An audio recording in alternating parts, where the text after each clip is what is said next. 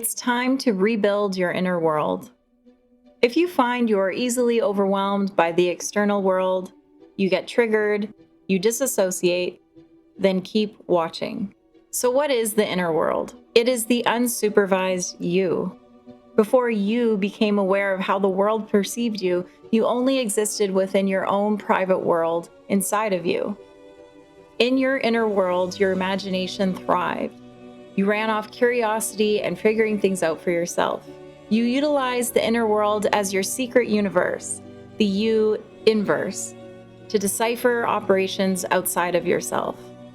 Then, as you became more influenced by the outer world around you, you began fumbling, reaching out, searching for the right answers.